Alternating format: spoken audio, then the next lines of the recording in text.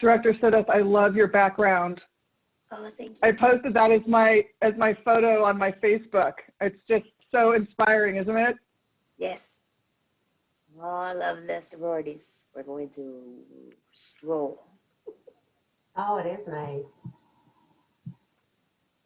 We mean business this time. Well, we always mean Yeah. business, but you know. I think someone said to me, that is a photo that's going to appear in textbooks for years to come. I'm on the, well, to you is your, well, I guess I'm in the pink and green. It's my sorority. Oh, is it? Yes. Oh. Kamala Harris, we're sorors. Kappa Kappa Alpha, is that right? Alpha Kappa Alpha, yes. Alpha I'm Kappa, sorry. Alpha Kappa Alpha, yeah. This when I first met her, about almost 18 years ago, almost 20 years ago. Yeah. Yeah. Very cool. It's, there he is. Hello, sir. You're on mute. I'm sure it's wonderful what you're saying. It is. Good evening, everybody. Apologize. Hello. Okay, I think we have our committee members here. Yes. We are ready to go. Ms. Brenda, you may call it to order. Okay. Call to order at 6:32. I will start with roll call. Director Sidis. Yes, ma'am. Thank you. And Director Cepeda. Yes, here. Thank you. 1B, Pledge of Allegiance or observation of moment of silence. It's ever your pleasure, Director Cepeda, because I will be silent. You can do a moment's silence. Thank you.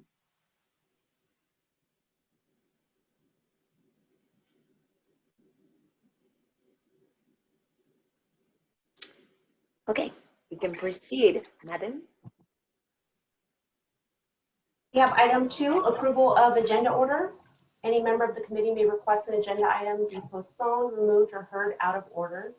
An item may not be added to the agenda unless it meets the requirements of an emergency situation as defined in Government Code Section 54956.5.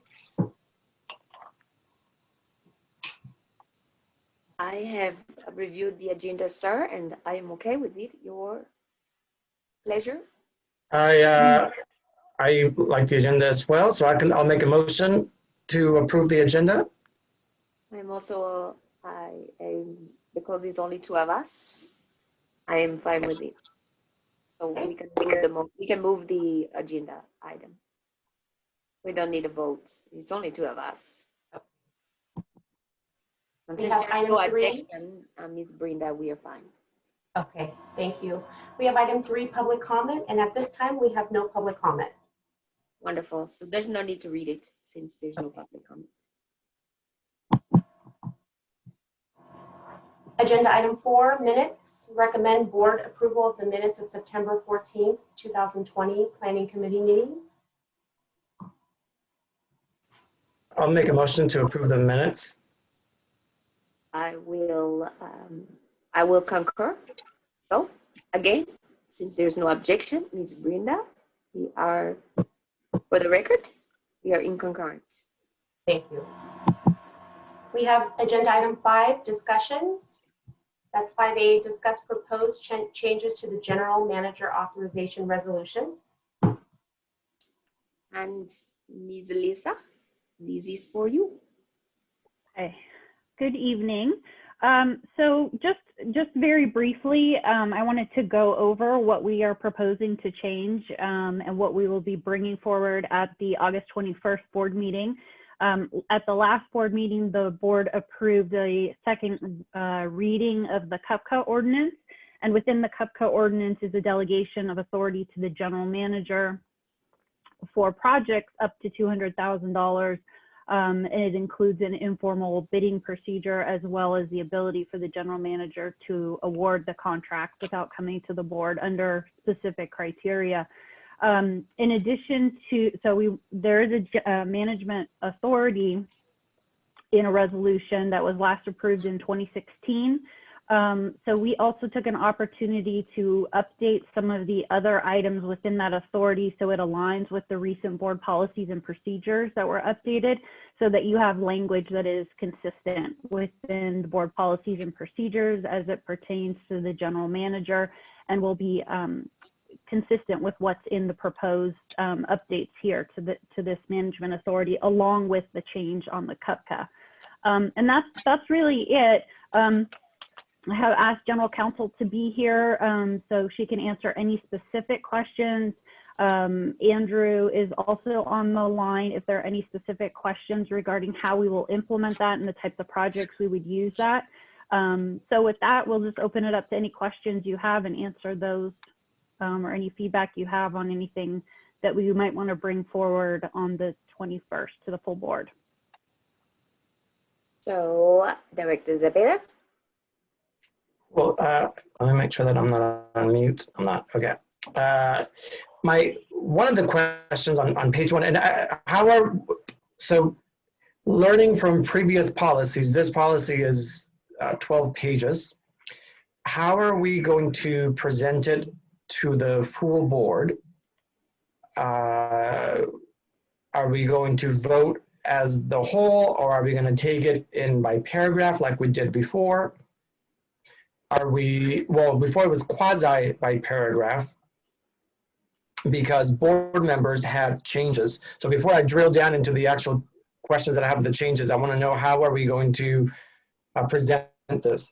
Learning from the last board process that we did, it became much bigger than it should have been, and we didn't know which way to take it. So as we move along with this here, and we figure out also a proposal of how to move it forward to the board with whatever this committee decides to move with, and then a proposition of maybe we take it by paragraph, because there might be board members that might have changes in certain paragraphs. Do they want to hear the whole thing? I just want to make sure that we have a process of how to update these processes, because I know this is one of the biggest, the second biggest one or so that I remember updating. So we just want to sort of have a process for that. You don't have to have an answer if you don't have it. I just want to make sure that we think about that as we go along. Yeah, so this is actually a much simpler update. Again, this isn't, our proposal is simply to update what the board has already approved. So there's no change in the general manager's authority that the board has not already fully vetted through the board policies and procedures and the CUPCA. So what we had planned to do was present in the same way that we've presented here, which is the clean version as well as a red line version of the changes. There's no change truly to the general manager authority, with the exception of CUPCA. So we're not proposing anything different, as I said, other than the board policies and procedures, aligning the language, which also did not change the general manager's authority, and then the CUPCA, which the board has already approved. So there's nothing here that the board hasn't previously approved. This is truly just aligning the document with the other policies. So I don't know if, oh, go ahead. Oh, no, go ahead. Claire, anything else, or who are we going to point towards? Yeah, I was just going to ask. Yeah, I'm happy to speak to that. So part of this was my suggestion, Director, because this helps us align the existing authorizations in one place or in fewer places. We have a lot of policies. This board resolution is intended to create at least one centralized place to see where, for example, purchasing authority lies for the general manager. So I'd be happy if you just have a few moments. It's actually not 12 pages, just to be clear. It's only 3 pages, and really fewer if you take out some of the signature blocks and whatnot. I'm happy to walk you through it. Would you like us to just do a guided thing? It'll probably take less than 5 minutes. I don't know where I got 12 from, but yeah, we can. And let me give you some context of it. Because what I've heard, some comments that I've heard in previous meetings, right? And I know that we've approved as a board, and we've said this many times, that the board has already approved X amount of money for the GM to be able to use without having to come to the board. But then there's been comments that lead me to believe that they're going to want to question it all. So I just want to make sure that as we present it, because, Claire, you'll notice that the board even I know. on calendar items, something that we're like, oh, that one's easy, and they'll want to pull it because it became controversial for some reason. So I just want to make sure that as we bring this forth, that we're not spending 2 or 3 hours on the first paragraph because we couldn't agree. But yeah, we can go over it. The thing that popped out at the top here was the number 1, the general manager or designee. And that one there, I would like some more clarification about who the designee is and how that person becomes that designee too. But maybe, Claire, your suggestion was to go over by paragraph, so maybe we do that if the chair would allow it, or how are we also deciphering it for ourselves? Okay, so before we go do that, I will say that the designee, remember, Director Zepeda, the designee could be when she's out of the office, it could be the deputy general manager. So there could be the designee, but that is at the pleasure of the general manager, and there's not for us to manage that process. That is the general manager's discretion, because we've given her that discretion, so that's for her. But the thing that I do want to make sure that we do say, and this may be something that Ms. Lisa, you bring with you, is that we have already approved the staff to utilize the CAPCA. We approved this already. So what I don't want to do is get into a protracted discussion or debate over whether or not that has been approved. It's not something we're going to revisit. It has already been approved. And this documentation, and this is where you come in, Ms. Claire, is making sure that we stay laser focused on the purpose of this document. And this document is only to document, to memorialize what the authorities are, because it's all over the place. Our documentation has been all over the place, and this really should have been handled legally. This really should have been memorialized once we agreed to allow the staff to use the CAPCA. And just for clarity, for sake of clarification, this is what I do. I manage the procurement. I do it for SC Transit, and I do it as I was doing it for Matson Technology as a consultant. This is what I do. And so I don't want to spend, when I get off work, I hate spending an extra 3-4 hours arguing stuff you don't have to do. But it would be nice to keep us laser focused on the purpose of this document. And the purpose of this document is not to go over word by word because someone doesn't like a particular word. We're not wordsmithing the document. I understand, Cesar, where you got the 12 because the packet is 12 pages. Yeah. Yes. Red line. But I see that it is only 3 pages. Yeah. So I don't mind us going through it because we can maybe give Ms. Claire some insight over some of the questions she'll come up against on the 21st. So we can dodge those bullets right now. Sorry. Hopefully. But I do want to make sure, again, that we stay focused on the purpose of this document is to memorialize and to consolidate some of the lingering paperwork that may be misleading as to what the authorities are, and that since the authorities has changed, that we, the board, have approved, which we have in the past. And we personally have asked the staff to tighten up the paperwork and to make it easier to know what the authorities are, that this document is attempting to do that. So I think that it might be easier, Ms. Claire, if you made that preface Sure. so that everybody understands kind of where we're going with the document, and then let Ms. Lisa or staff introduce it. But I do think they need to know at the very beginning the purpose of the document and why we're looking at it that day. So does that work for you, Director Zepeda? Yeah. Yeah, and then we can go over it. And again, my question on, I definitely understand who the designee could be. I just think that maybe some clarity there. And maybe the letter, the word "or" is all it takes, but is the general manager or the designee? When does the designee become a designee? And how do we make sure that Lisa didn't spend, $50,000 with Group A or whoever it may be, Services A, and then she designates Andrew, and Andrew didn't remember and spent another $50,000. Like, how are we keeping track to make sure that we're not double spending while Lisa's out on vacation or something? And that might be another process somewhere else, but just making sure that that's sort of addressed, that, there's, Lisa doesn't get to assign somebody and everybody spends the same type of money or whatever. So I'm trying to be devil's advocate, getting us ready. I think this meeting is the easy one, and then the board meeting will be the one with more questions. Yes.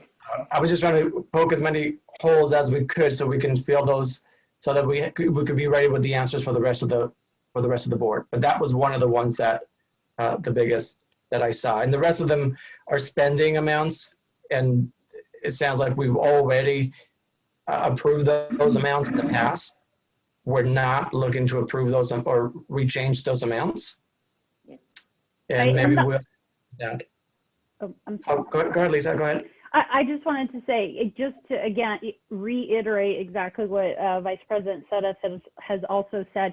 It's the CUPCA and the board policies and procedures that the board has approved that is driving this. So there, and when the board updated the policies and procedures, I know that there were some directors who maybe thought things had changed, but in reality, it was the exact same authority that the general manager had prior to that time. Nothing changed. There was language that clarified, but there was no actual change in authority. So this policy, again, there's literally no change to what the board has already approved. And in fact, it was approved last updated in 2016. So even before anybody that is currently on the board.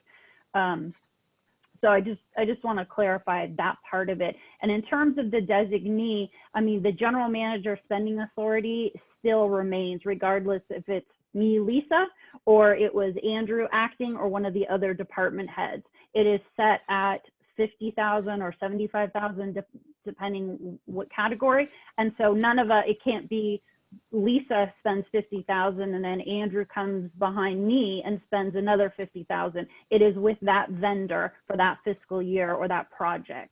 So that does not change. And internally, we have mechanisms to track that. So that's not going to happen. Okay. Just to make sure you clarify that. And one thing that Claire and I have discussed is sort of formalizing our process for when, for example, I'm out of the office and I designate my authority, if it's Andrew or if Andrew wasn't there for some reason, one of the department heads, to just formalize that process a little bit so that it's clear I've transferred authority to them in the absence of my being available to sign or whatever the issue is. So that's something we're discussing as well. That doesn't need to be here, but I'm just addressing sort of your concern internally, how we're tracking that. Thank you. Thank you. Okay. No more questions for now. I'll go ahead and listen to what Claire was going to say. Thank you. Thank you, Lisa.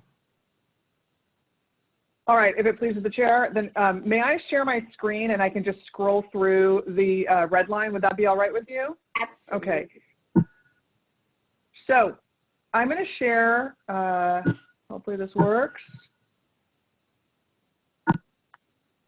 This is straight from the website, from the posting of the agenda.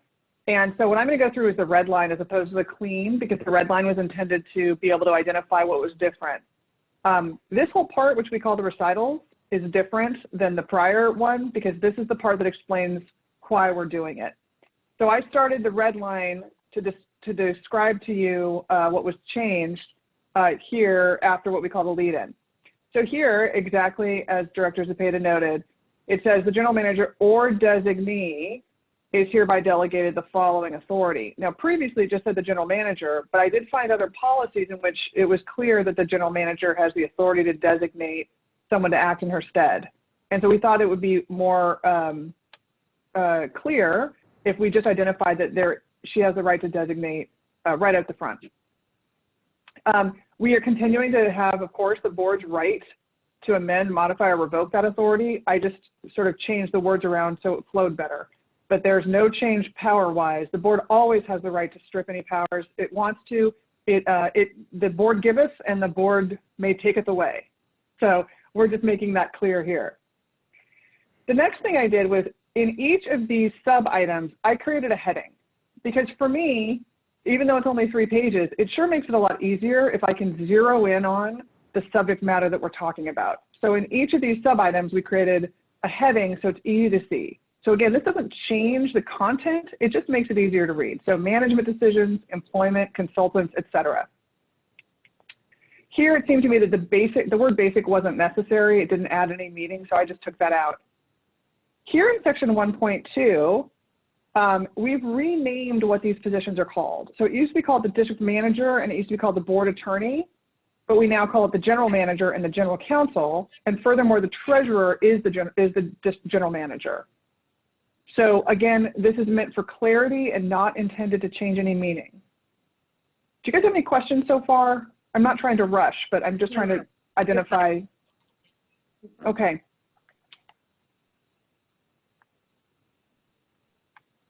Here in budgets and finance, these changes were intended to conform the delegation of authority to the existing board policies and procedures with respect to finance.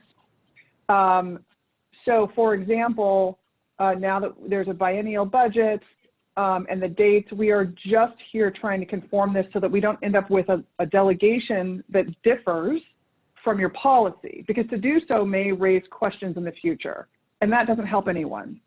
So this section here on budget expenditures was intended to conform that.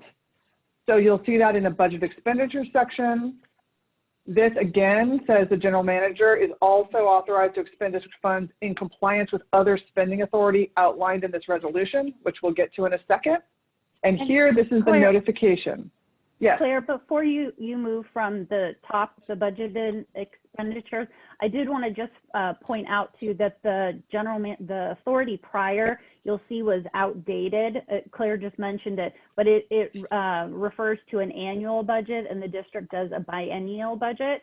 So that was also outdated and needed to be updated to reflect what the board or what the district actually does. So this actually has more detail than the prior version, but again, exact same language that's already in the board policies and procedures.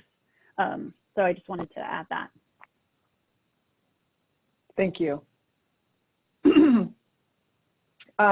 This section on notification is also more specific in terms of identifying the monthly check register, et cetera.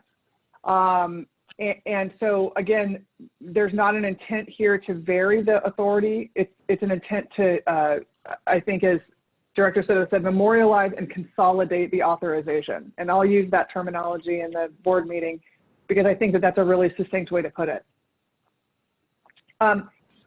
Section 4 on procurement, this was my suggestion as well, because this question has come up, I've heard in the last couple of board meetings, and I wanted to make sure that this is the determination of prior council, and I agree with it, was to identify clearly that $50,000 per vendor per fiscal year included special counsel legal services.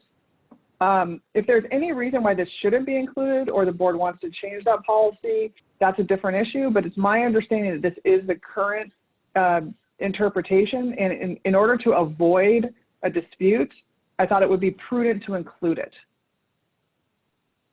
That's the only substantive change here, but again, it's intended to be reflective of the current interpretation. Do you have any questions about that? I agree, though. And if there's any expenses Okay. over, may I ask a question on that one, Ms. Chair? Absolutely, absolutely. Go ahead. Because we had something just recently where Lisa had gone out, or our GM had gone out to hire special counsel because we needed it. And then I think it was the last board meeting where I believe the 50,000 ran out and the board needed to approve. Is there something else there that needs to be done? I don't know if legally or anything, because some of the comments that I heard, the board didn't get to decide on that general counsel that was hired. It was Lisa, or the GM, I shouldn't use names, but the GM. And if we were going out to a bid, then the board would get to see all the bidders, right, as we did with our new general counsel, right? So the board gets to see everybody, and then we get to say who we want to work with, as opposed to spending a little bit and then getting told who we have to work with as the board. Can I address that question initially? So I want to clarify, the difference is in the situation is that we had several special counsel under contract with the district to do things other than to be the appointed general counsel. It is the board's authority to appoint general counsel, but the general manager has authority to hire legal services for specialized projects, which is what I had done. In that particular case, because it was somewhat unusual, the board had the option to could have chosen anyone of the special counsel that we had under contract, essentially. And it was only done that way because the spending authority already existed. So normally it's not necessarily the general manager who is saying this is who the general counsel will be. It was simply, here are 4 or 5 firms that we have under contract or existing contracts that the board could use. And I think that's the difference. And Claire, feel free to elaborate or correct, but. Yeah, I think the only other, the board absolutely has the right to choose its general counsel. There are a lot of expediency reasons why it's helpful to be able to hire special counsel. For example, if we get sued and we have to respond right away, and it's something for some reason my firm can't handle for whatever reason, there's a conflict or there's a timeliness issue, it's important that, well, I think it's important that in lieu of having a special meeting, we've authorized the general manager to be able to contract for those services. And we're talking about relatively, smaller projects. Again, if it was a large project or if it went over 50,000, as Director Zepeda noted, when Lisa Charbonneau's firm exceeded their $50,000 authorization, came back to the board and asked for your authorization to extend that contract. And that's what would happen anytime that we were in a larger contract situation. Did that answer your question, Director Zepeda? I want to make sure that I'm hitting the points. Kind of, yeah. And I'm not criticizing it. I just want to make sure that we're ready to answer it. Because how I see it is that maybe we went out to get photocopy machine vendor, and then they ended up needing more copy machine paper or something, and then comes to the board. I just want to make sure, because I don't always think that the board separates that this was something that Lisa had to do. So I guess as long as we have an answer for it, I think it's fine. I'm not questioning that particular process, just making sure that we have somewhat of an answer, because it might be questioned, because it was questioned before, why there was special counsel hired without the board knowing. But it makes sense that the board might not always know everything, especially if we get sued before a board meeting or whatever else it may be. But it sounds like we have an answer for it, so I think we can move from there. Or unless you have something else to add, Lisa. I wanted to add one thing, that just to be clear, like, again, not general counsel for the board, but the district already had existing agreements in place. For example, the prior board attorney, when we entered into negotiations, when we were going to potentially had a claim, it is not the board attorney. They can't sign an agreement to get special counsel. It has to be the general manager, or obviously it would come to the board if it was over a certain amount. Right. So there were a group of attorneys that we have as a district. I hire them to do different projects or what have you. In this case, it was somewhat unusual and sort of a one-off situation where the board had several people they could have chosen from. We already had an existing agreement. And I need to have that authority, or as long as the board gives it to me, because there are things that are not specifically about supporting the board, but district policies, a district policy review, or for example, special counsel to do something. If current general counsel said we want to do special, a project, and it would be handled outside of their firm and it was under that dollar amount, general counsel does not have the authority to sign on behalf of the district, only I would. So Yes. those are some other explanations I just want to add to this issue. And I understand why you're bringing it up. I just think it is going to probably come up, and it's a good one to make sure that everybody understands. Can I speak to this real quick, please? Of course, you're the chair. You're the chair. That's right. I am the chair. Yes. But I do want to speak to this because I think it's important that, and I actually want to ask Ms. Claire to speak to it because in my experience, we usually have a panel of outside counsel besides our general counsel who handles these type of matters, because general counsel will have other counsel to draw from. And because general counsel usually has, even the general counsel has other members of the firm to lean on, they usually outsource these to other counsel. So in this case, I do think it's important to underscore that part of this authority that's being granted, that has been granted already outside of this particular policy, that we need to underscore the points that Ms. Lisa was just making. We've had this conversation and we've gone round and round about this before. And I don't think that sometimes it's clear that that authority, this $50,000, and for this policy is up to $250,000, but because it's under the CAPCA. But the $50,000, but the ability to hire outside counsel, and the fact that we have a general counsel does not negate the general manager's ability to, at the discretion, her discretion, and with consultation with the general counsel, does not negate the general manager's ability to so hire outside counsel as needed for the best interest of the district. And that does not always come to the board, because I think sometimes the line between the board's, what the board's authority is versus the authority of the general manager and the general counsel sometimes gets blurred, and there's a lack of understanding over what we are responsible for doing and what we are not. And maybe we need a class on it, I don't know.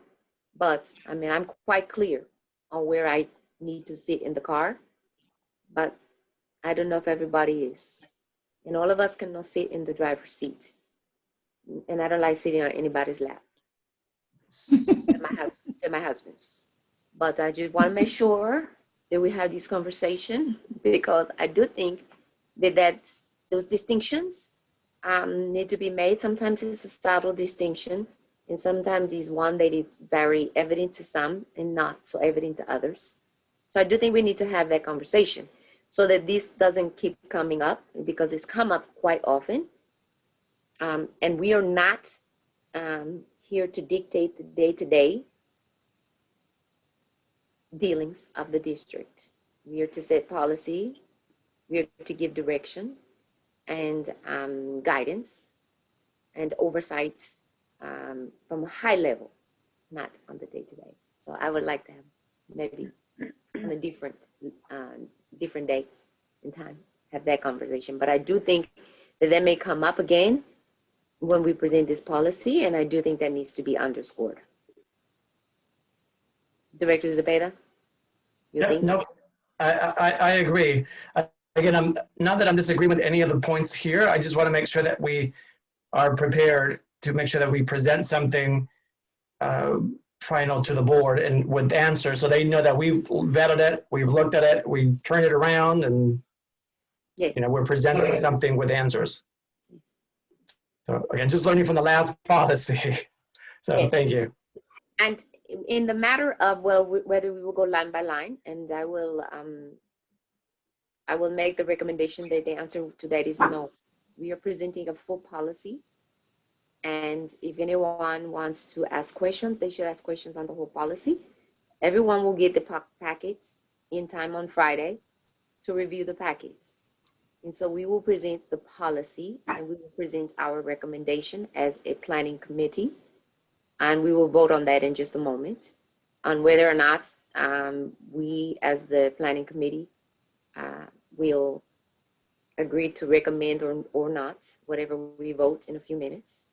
And we are not recommending by line item, we are recommending as a whole. So we should be reviewing as a whole. If anybody has comments, then they should give us comments. But I don't recommend that we spend a meeting going line by line. We will look at the policy as a whole. I think it was a mistake in the past to go through these policies line by line. Well, and again, we're not presenting anything new in the authority. No, ma'am. It is simply making sure, clarity that everything is in one document and that all of the documents line up with the same language. So there's nothing new that's being presented or changed to authority. And I don't know if that was always clear. That it was the same with the board policies and procedures. There was no actual change to the general manager authority. It was exactly the same, just provided more clarity. So no. So if we wanted to change, being devil's advocate, if we wanted to change the dollar amount, that the spending limit dollar amount, would that board meeting be the right meeting to do so? Or would that not be agendized to change it? Are we only agendizing to approve these items and not to make any further changes? correct. The latter. Yes. The latter. Yes. Yeah. We are Yes, not ma'am. agendizing to change the dollar amount. We are only agendizing to approve the memorialization of what has already been approved. So I think it needs to be agendized in such a way that we say there's not any other further changes to this. This is not the meeting to make changes, because there is, again, just from hearing in previous meetings, it sounds like some board members might want to change the amount, and just making sure that we're not debating this at that particular board meeting, that we say, But we want, This is- that will be that is a matter of keeping things in order, like I say, right? We are laser focused on just what we are presenting, not, it's just a matter of order, right? I think the board can have, obviously the board has the right to vote to approve these changes or not. But even if the board did not approve these particular changes, the authority is already in the other policies, right? Right. So the CUPCA could move forward. It was already provided in the ordinance. And once that is in place, that can move forward, as well as the board policies and procedures, which the board has adopted, and that already exists. The spending authority is the same, so that doesn't change. Certainly a board member could make an amendment, and Claire, you would be better to speak to this or not, but the item as proposed, we wouldn't change it at the meeting if somebody said, I want to make an amendment to change the general manager authority to $150,000 for services. That wouldn't be, we'd have to bring that item back. Can you speak to that, So Claire? what would happen if this did not get approved is that we would still have messy documents. Exactly. Correct. That is the result of not approving. Right. It doesn't change. Correct. It won't do anything because the authority is already approved. Yes, The So authority it is won't, exactly, you'd have quote unquote the messy document. We can mess it I up. like that. I think that's how it should be presented. So thank you. Sorry, Claire. The you were messy gonna- document. I will say it. Yeah. And everybody Well, knows that in the battle of the documents, she with the best documents wins. Spoken like a true procurement professional. Look, I want to be just very clear about this. The resolution is going to be agendized, however this committee deems fit to approve it. The board always has the authority to change it if that is the way in which the board seeks to go. That's a matter of how the president or the chair of the meeting, manages the meeting and how the motion is made.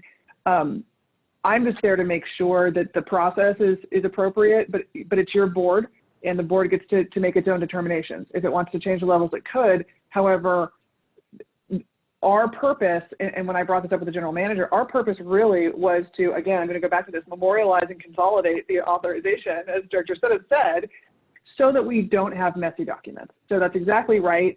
And again, to the extent that this is controversial, I apologize. I take full responsibility for it. It was my suggestion in order to provide that clarity that I had noticed was the subject of some debate in the prior meetings, and I was just hoping to put it to rest. If it is a tinderbox, I'm happy to take your direction on how you'd like to proceed. But my intention here was to provide clarity to avoid any disputes in the future. Yeah, I think it's fine. I think it's absolutely fine. I appreciate it and I like it. Okay. If you'd allow me to. Go ahead. Oh, I'm sorry. If you'd allow me to, we only have a few more paragraphs. I'm happy to walk through the remainder of them, and it shouldn't take much more time. Okay. Absolutely. Thank you. So hopefully I'm sharing my screen again. We were in paragraph 4 here. If we move on, this section is actually the core of what sparked this. This is the provision that relating to CUPCA. The general manager is authorized to award contracts for public projects at or below the threshold established in CUPCA. Those thresholds, that threshold is currently $200,000. However, it could be amended over time. But the purpose of CUPCA was to provide efficiency, because these are limits that sometimes are still pretty small projects, especially when you're a public works agency the way we are. And so this is tied to that, and this is also what it says in the ordinance. I have a flow chart if you guys want to know more about CUPCA, but if not, this is, again, just intended to represent exactly what's already in the ordinance. And of course, the board continues to have the authority, and this is also in law, for anything above $200,000. So that's the intention of that section. Are there any questions on that? Okay. Again, just a heading on emergencies. And here, this is just a clarification with the public contract code that if there is an emergency, then the general manager has to inform the board of the expenditures that were made. That's a pretty important one. If you have a sewer line break, you really don't want to have to wait for a special meeting in order to authorize a contractor to go out there and fix it. So this is a pretty important one, especially for our type of agency. This one, again, I'm willing to take full responsibility for it. Oh, I'm sorry, Director Zepeda. Sorry, and that paragraph there, the emergency paragraph, I believe is 1.6. Are we able to, and that's actually the second part of the 1.6 on the next page, because we were working on making everything as gender neutral as possible. Are we able to remove the he or she and make it more gender neutral? Oh, I'm sorry. Let me see where that is. Yes. I can just take out the steps taken. Yep. I can just take this so out. And then there's a couple of them. There's one right above it as well. The funds I beg your and pardon. expense whatever funds. Yep. And I think those were the only ones I caught. But yeah, if we can make them more gender neutral, I would appreciate that. Absolutely. And I'm so sorry. The general manager mentioned that to me, and that was just a mistake on my part. So I'm happy to make those changes prior to the board meeting. No worries. Thank you. All right. Thank you. Okay, then in 1.7, real property rights, I would just like to identify this. This just came up recently, just in the last 2 weeks since I've been serving the district. It seems to me that, so we've got a request from the county to pass over a piece of the district's land in order to get to the county's land. It's trucks driving over dirt. But typically what I would do as your general counsel is I would issue an entry permit so that if, something goes wrong, the county will be responsible for what it does wrong, right? If it breaks a fence or if it, God forbid, gets in a car accident as it drives across our property. It seems to me that that is an included authority of the general manager in her authorization to manage the district's assets and its property. And it doesn't constitute a permanent disposition of district property.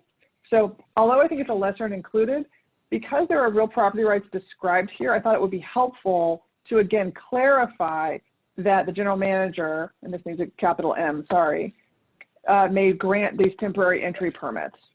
Again, this is for the sake of clarity, and I think it's easily arguable that that authority already exists, but in the event that there's any question, I thought that would be helpful.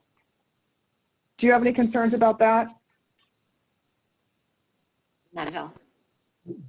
Okay. Finally, this is the last substantive part, grant applications. I understand, again, from staff that the district's building sewer replacement grant program either doesn't exist or has been largely replaced by the PIPES program.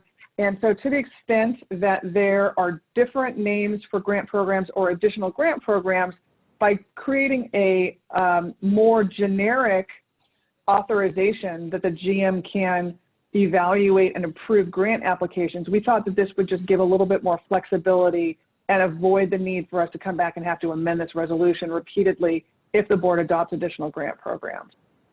I think that it was the intent of the delegation, again, so it's not intended to change anything. It's just meant to not hem the GM in if you elect to adopt, again, other grant programs. Do you have any concerns about that? Okay. That's all right. The rest is was just cleanup. I don't really like to say be it further resolved because normal people don't say that. And so what you'll see in the documents that you get from me in the future is that I like to write in plain English and I don't like to use the subjunctive. So we just try to say it like it is. Yay. All right, that concludes my presentation on that. And if you have any questions, I'm happy to answer it. But I hope that we faithfully represented to you what the intent of the changes were. And if you've got any more questions, we're happy to do it. But I will definitely make those changes with respect to the gendered pronouns.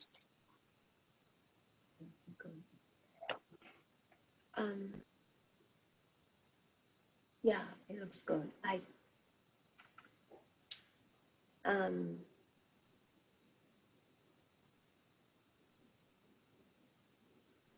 There's something on emergencies. I was trying to remember.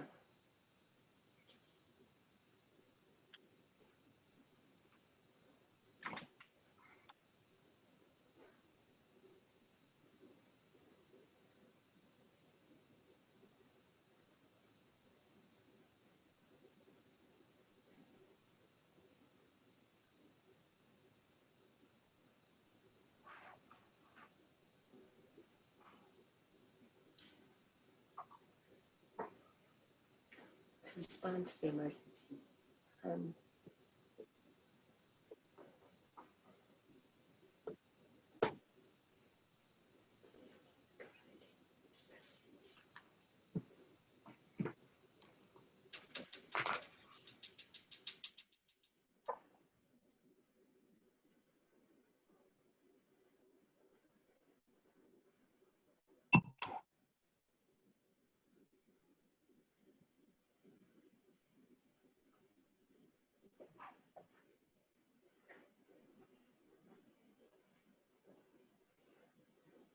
Ms. Lisa, is there something, it seems to me there's something under emergency. There's a sentence that was just before about emergencies that says something like, and I might be mixing this up with work, so excuse me if I mix these up. Something about until the emergency, it seems like something's missing here. Whatever funds deemed necessary, I know you're gonna take out he or she, so I guess it would say like deemed necessary to respond to the emergency. Something about control, right? Sorry. Are you talking about the reporting out at the end of the project when the project is completed? No, but because sometimes you have to spend money not just to the emergency, but to control the situation, right? Mm-hmm. So, but because it seems to me there's something missing in this sentence.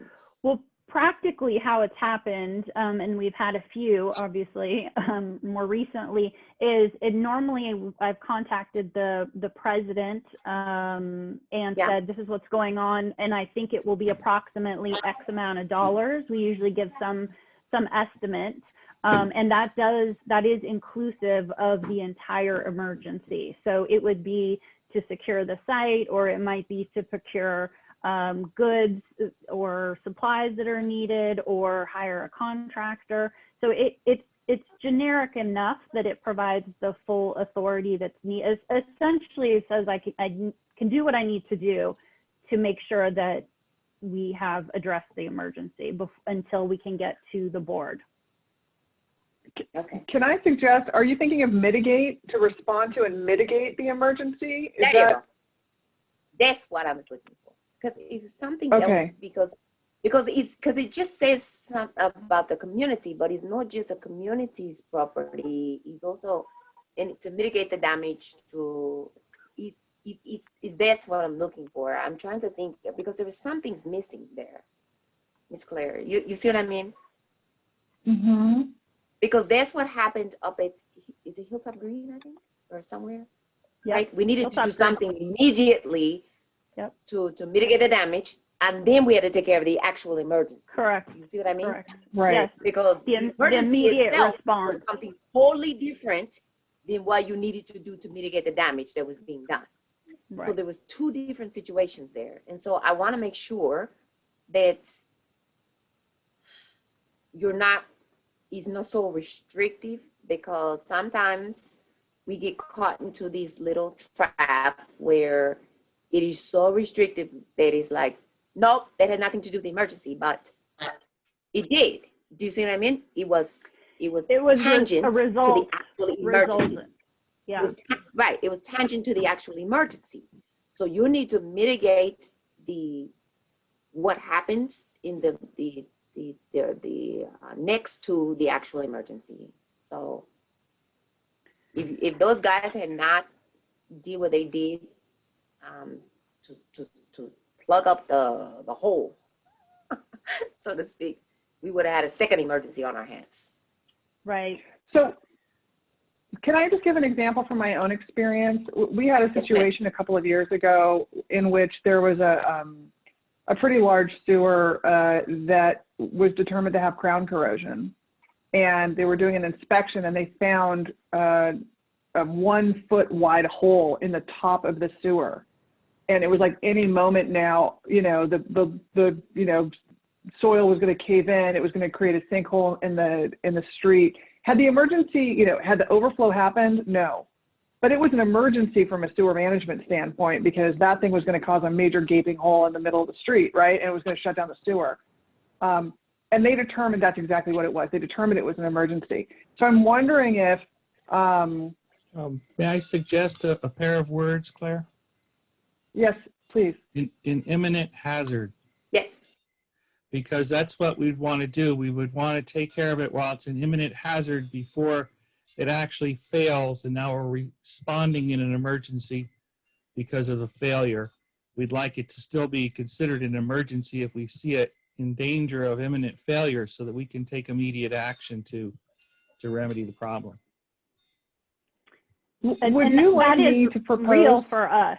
That is, we have a couple of those situations that have not yet turned into the classic emergency that we're responding, but they will turn into that if we don't take action immediately. So I think Andrew's suggestion is a good one because it would cover that situation.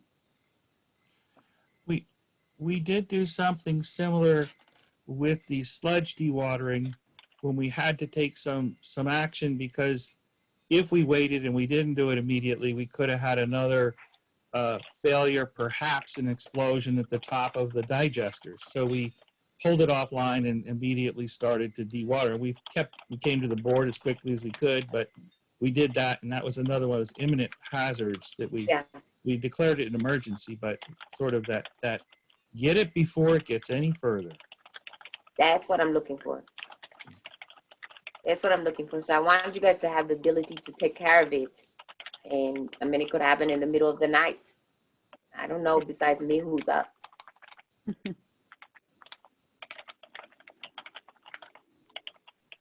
I really don't like talking poop it to me. So may I suggest, oh, I'm sorry, I beg your pardon. No, go ahead. May I just suggest this language in lieu of that? The general manager shall determine when an emergency, including an imminent risk of substantial harm or damage to district facilities or the environment. That's maybe more words than you wanted, Andrew, sorry. No, it's just great. This conveys exactly what I was, and it substantiates. It's a little more, if that's what we're trying to avoid is that damage or harm. That's fine. That's good. Okay, and then exist That's and what I was shall looking take for. whatever. District facilities. That's what I was looking for. Shall spend whatever funds necessary to mitigate the risk or respond to the emergency. Let's just say and.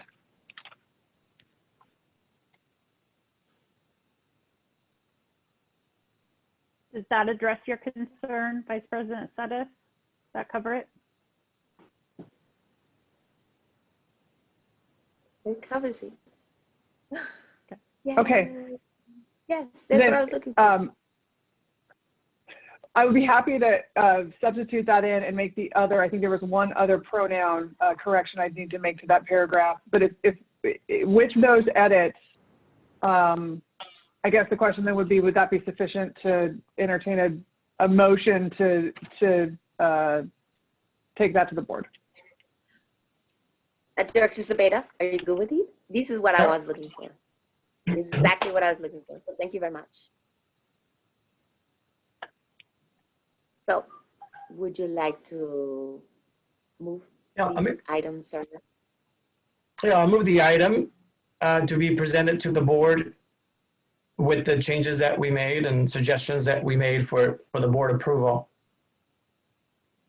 And I concur. Great. Thank you. Okay. And Claire, if I can say, if I can just say thank you, Claire, for bringing this policy up. I believe the goal of many of the board members are to clean up all of our policies. I know that we have many of them that we have to go through still. So that is a goal. So if you see any others that need cleanup, please bring them up because we want to make sure. Well, it's a joint effort. Yeah. Joint effort with the general manager. Yeah, Okay. so we've actually been in the process of doing that. We're almost final with many of them, and Claire will be reviewing those sort of just to make sure that everything is in line and we've got everything covered. So I think you will see a much more streamlined version of the policies Great. very soon. Yay. And you've seen, I think, the personnel manual already. So that's a huge portion of those policies that have been streamlined. Looks good. Thank you very much. Okay. Ms. Brenda, you're the driver. Thank you. Next agenda item, 6A, matters from staff and general manager. Report on issues or matters pertaining to the work of the committee. I don't have any comments at this time. Anything else? Okay. Next agenda item 7A, matters from members of the committee, reports on issues or matters pertaining to the work of the committee. Director Zabela And nothing for me. and nada from me. Ms. Brenda. Thank you. 7B, future agenda items, committee members' requests for placement of items of interest on a future agenda. Director Zabela. Nothing from me at this time. Nada from me as well. Not yet, anyway. Ms. Brenda. Thank you. And our last agenda item is adjournment. My favorite word. Thank Thank you all very much. Much appreciated. Thank you. Appreciate you Thank you, hanging out with us everyone. tonight. Thanks. It is 7:30. We are adjourned. Have a wonderful evening. Thank you. Thank you, Ed. directors. You Have a as good well. night. Good night. Good night.